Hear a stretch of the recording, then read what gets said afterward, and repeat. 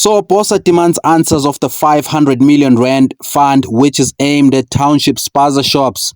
So Build One SA Bosa is calling for the Minister of Trade and Industry and Competition, Park Stau, and the Minister of Small Business Development, Stella Ndabeni-Abrahams, to appear before the Parliament to explain where the 500 million rand announced by the President Cyril Ramaphosa to fund local businesses is coming from. So the announcement by Cyril Ramaphosa follows the spate of food poisoning incidents, stating that since September, there have been a total of 890 reported incidents of foodborne illnesses across the country. So Ramaphosa said Gauteng, KwaZulu-Natal have been the most affected, while Limpopo, Free State and Mpumalanga also recorded dozens of incidents. Some of the deaths were linked to hazardous chemical pesticides such as table force and aldicap, which are used illegally to control rats in the township and informal settlements due to poor waste of management by local government. So table force is a registered organophosphate chemical for agricultural use, while aldicap has been banned from the country since 2016.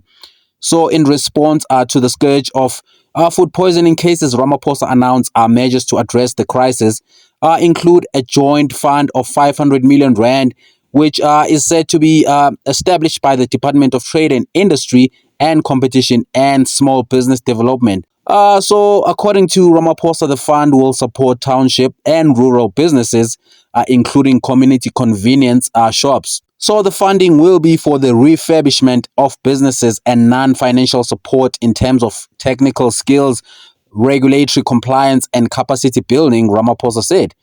So while Build One SA Bosa said it welcomed the initiative aimed at empowering township economies, it also raised questions about the accountability, transparency, and the risk of mismanagement, rather. We are today calling for the Minister of Trade and Industry and Competition, Park Stau, and the Minister of Small Businesses, Stella Ndabeni, to appear before the Parliament's Standing Committee on Appropriations to explain where this money is coming from and how it will be spent. So the party's acting spokesperson Roger Solomon said that. Solomons also underscored the importance of clear oversight and warned about the misuse of public funds. This cannot be a slush fund for politically connected individuals or a vehicle for corruption, Solomon said. He said ministers and officials responsible for the fund must provide answers to Parliament to provide a clear, detailed plan for the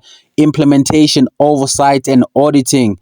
Money in government doesn't and cannot just get appropriated without scrutiny. Solomon said key questions that the minister must address include who will manage the fund and will it be administered by the independent body or government departments? What are the eligibility criteria and how will the beneficiaries be identified to ensure fairness and inclusivity? How will the success of the fund be measured?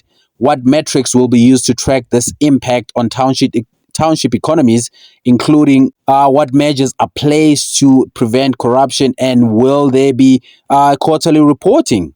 Solomon's question. He has also called for the establishment of a multi-stakeholder oversight committee, include representatives from civil society, business, and independent auditors, to ensure proper management of this fund.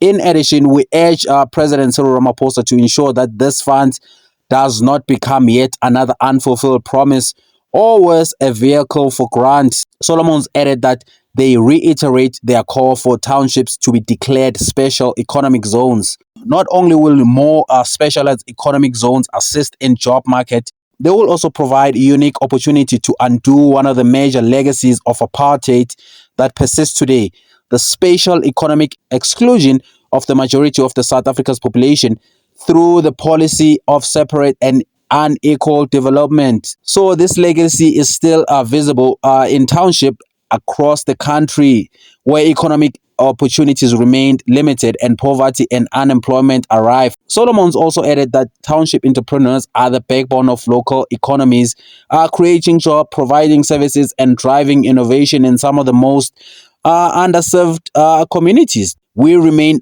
committed to fighting empowerment to township entrepreneurs to ensure that every cent of the public money are allocated to uplift them and is used responsibly and effectively, Solomon said.